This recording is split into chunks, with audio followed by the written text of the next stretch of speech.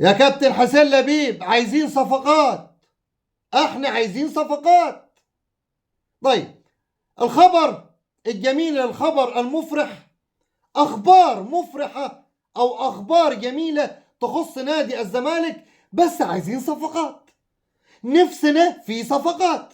الاهلي عمال يطير على وسام ابو علي ويجيبه من السويد، ويطير على مودرن فيوتشر ويمضي عمر كمال 3 سنين. طب ما احنا عايزين صفقات. طب ما تخلصنا يا ابوي. يا ابوي رجنا نشف. يا ابوي رجنا نشف. ده احنا فاضيين. ده احنا على الله. كلكم عارفين تيم نادي الزمالك على الله. ده كويس ان الدوري وقف والمصحف، وربنا كويس ان الدوري وقف. كفايه عندنا السكر وعندنا الضغط، هنموت. عايزين صفقات يا كابتن حسين لبيب. امال فين الفلوس اللي انت قلت عليها؟ في اتوبيس قاعد بره مليان دولارات، وفي مش عارف ايه. يا عم مش عايز الاتوبيس، انا عايز التوك توك يا عمي. يا عم ملالي توك توك دولارات وانا هتصرف. طلعني انا اروح امضي لعيبه. طلعني انا اروح اي حد من جمهور نادي الزمالك. طب اقول لك الخبر الجميل، بس الاول بسم الله والصلاه والسلام على رسول الله. السلام عليكم ورحمه الله وبركاته. اضغط لايك للفيديو، اعمل اشتراك للقناه، فعل زر الجرس، وتعالى اقول لك الاخبار الجميله. فك القيد في الزمالك بعد اجازه الكريسماس. أفلح إن صدق. أفلح إن صدق. هقول لك بالتفاصيل. مجلس إدارة نادي الزمالك شغال بيحل أزمات وشغال بيحل مشاكل اليومين دول. هقول لك من ضمنهم المشكلات اللي اتحلت. قام مجلس إدارة الزمالك برئاسة الكابتن حسين لبيب. اسمعني يا كابتن حسين لبيب، عايزين صفقات، حنموت.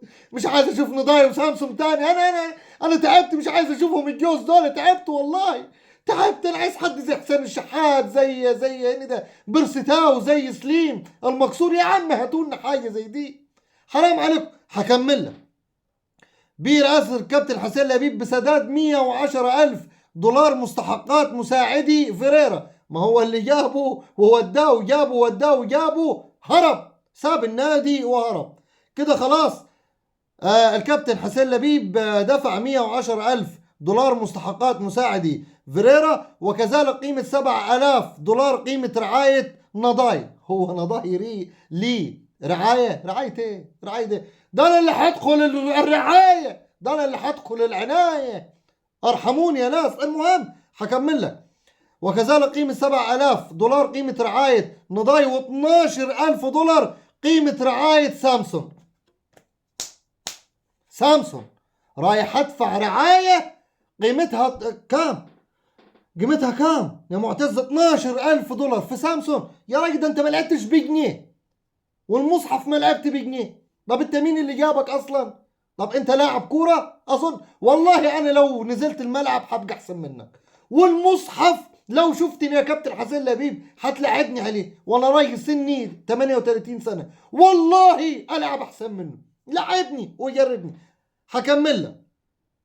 سامسون. ويسعى الأستاذ عمرو أدهم عضو المجلس لإنهاء أزمة سبورتنج لشبونة لفك القيد عقب انتهاء أجازة الكريسماس.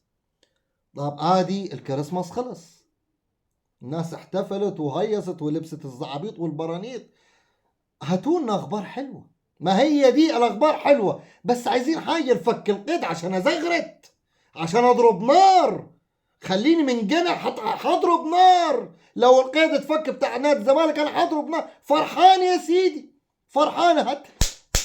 ادفع الفلوس يا كابتن حسين لبيب. خلاص جاب الدم.